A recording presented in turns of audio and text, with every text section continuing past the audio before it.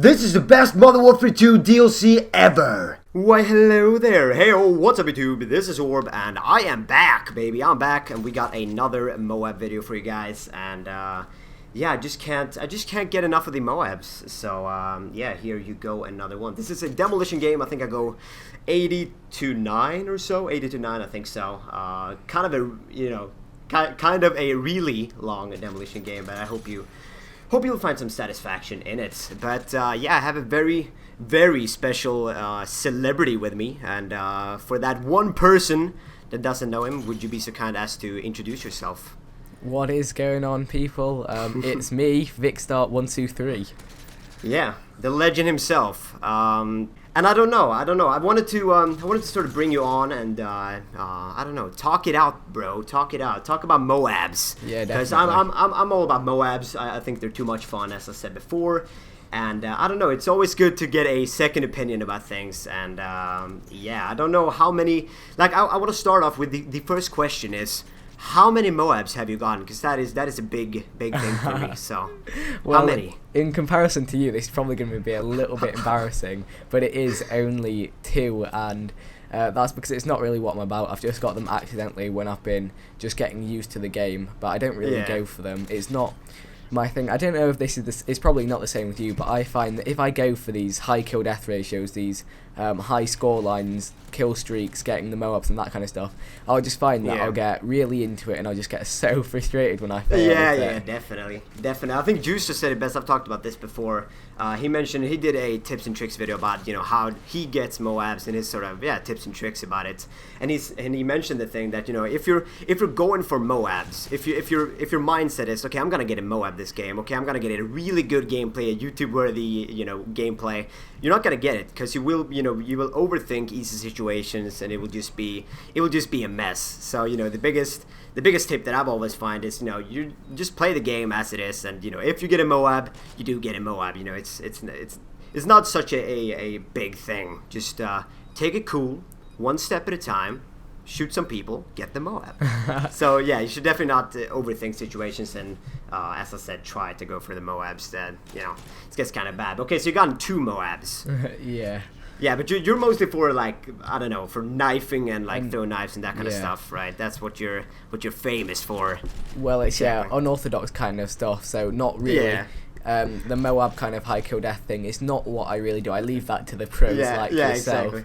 And I just pick up kind of the things like the throwing knives or just like the weaker weapons and kind of get a whole team going, throwing knife only or a random playstyle. A really fun one that we did on Black Ops and Modern Warfare 2 that we're going to be doing on Modern Warfare 3 soon is actually where the whole team has to, they're only allowed to walk backwards for the entire game. Wow, okay. Yeah, so, that could be kind of intense. Yeah, it's something a bit different and it's a lot of fun. But I tend not to go for the high kills kind of stuff. Although actually I was doing Team MP412, the Magnum kind of pistol thing. Yeah. And I went on a 16 kill streak on that game, but it was on team deathmatch, so the game ended. A lot of the playing I do is on regular 6v6 team deathmatch, so getting a MOAB on that is a real challenge. Yeah. I guess if you have a certain play style as well, that if you're going for if you're playing with throwing knives, that definitely will make it harder for you to get a MOAB, obviously. But yeah, I find that the game mode that I sort of played the most to play my or to get my MOABs is probably be domination 6v6. I feel that is easier. Whenever I try to play ground war, whether it's I don't know. You can play kill confirmed in ground war, but all these ground war modes, I don't know. I get overwhelmed. There are too many people and too many running assassin, and I get butt fucked. But I guess it is what it is. But yeah, mostly the game mode the game mode I'm most successful with is probably domination 6v6. But there we go. I call in the MOAB. and it's time to just let it rain, baby. Let it rain. And that's actually another thing I really like about the MOAB in comparison to the nuke on Modern Warfare 2. It doesn't end the game, which is really nice. You can carry on, and it. So do you think that's better? Do you think it's better that it carries on? Yeah, I do, because it brings in, and they've done this a lot in Modern Warfare 3, is brought in the team element thing, whereas when you're playing domination, you do need to cap flags. Just getting kills only to get that MOAB isn't going to win the game for you. You need to be playing with your team as well. Exactly. It's good that you say that, because spoiler alert, we will lose this demolition game. Even though I get a MOAB, even though I go 80-9, we lose. And it's a big debate, kill whoring versus objective play, but just want to sort of, I don't know, defend my honor and say that, if I get a MOAB, if I kill a bunch of dudes, perhaps somebody can plant the bomb. I don't know. Yeah. This is a random lobby though, so it's kind of, it is what it is. I mean, you can be the best player in the world, but if you've got the worst team in the world, you're not going to get anywhere. Exactly. Really, your team should have taken advantage of the fact that you had a MOAB and really went for those flags, because if you're good at getting kills, then by all means get kills. And Exactly. Got to know what you're good at. Yeah, exactly. I've talked about this before, mostly during my live streams, because I invite subscribers to join in, and a lot of them seem to sort of copy my classes, and I run specialist most of the time, so they're gonna play specialist, and they perhaps aren't as I don't know if I don't know, but they don't seem to be able to get the amount of kills that I do, meaning they won't be able to get the extra perks, meaning they won't be able to push the team in that same way. So perhaps running support class or assault class to try and get some kill streaks up might be the better idea. But yeah, definitely agree with you on that one. If you're good at getting kills, perhaps going for MOABs and high kill streaks is definitely the way to go. Yeah. But, I mean, when I'm doing my team games, I really try and distribute it evenly, so we have maybe 4 people running support and the 2 best players, kind of the 2 highest kill players running specialist, and that works so well, because if you're running specialist, you've got all of those specialist perks bonus unlocked. Your team have got UAVs up. You can just kill whore away. Yeah, exactly. Just go mad, definitely. But it was funny that you mentioned the Modern Warfare 2 nuke versus the Modern Warfare 3 MOAB, because I wanted to talk about that as well.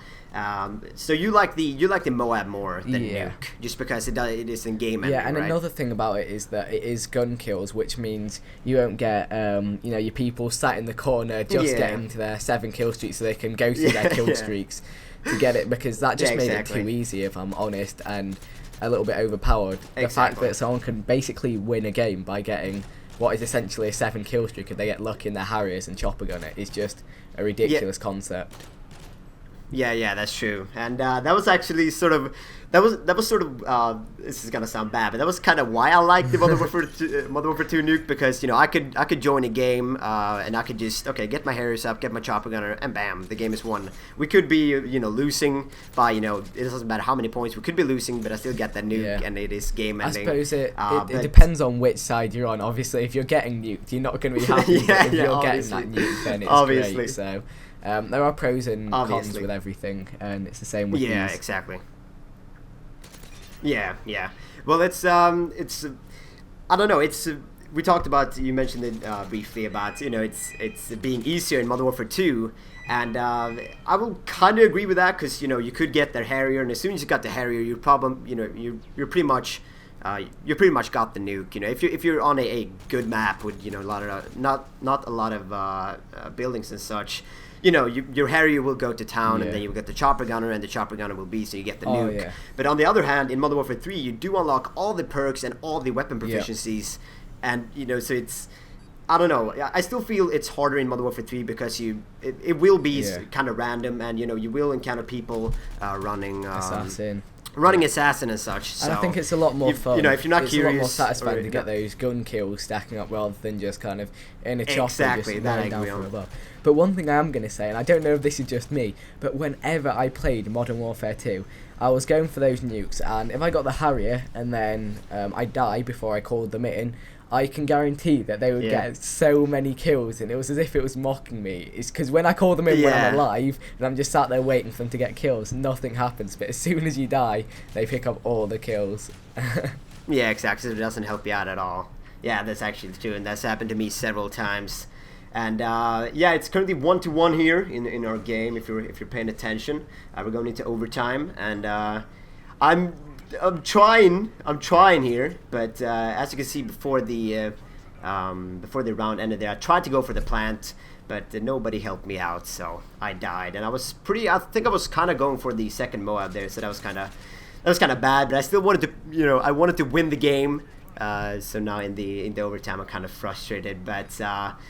Yeah, definitely a pro tip for you guys if you're ever if you're looking into getting MOABs. Don't think about it too much. Don't obsess about it. If you happen to die, trust me, I get frustrated just as anybody else. But just try and get over it and I don't know, get on with the game. One thing I often do is I kind of think that although I have died, often you can kind of tell you get closer and closer each time you die. You might get 11 kills, then 14, yeah, and you've just got to think that you're getting closer is better than nothing, and just give it time. Because one thing I also do a lot is if I know I'm close to them, I count my kills just to know how many I need to get, but I think that's the complete wrong way. How do you keep track of that though? Yeah. I always lose my track of that. I was like, say 7, that's 10, 11, how many do I have left? I have no idea.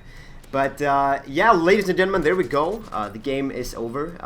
Unfortunately, a defeat for Team Orb. But it's, it is what it is. 80 kills and 9 deaths with 1 assist. Not really a team player on that one.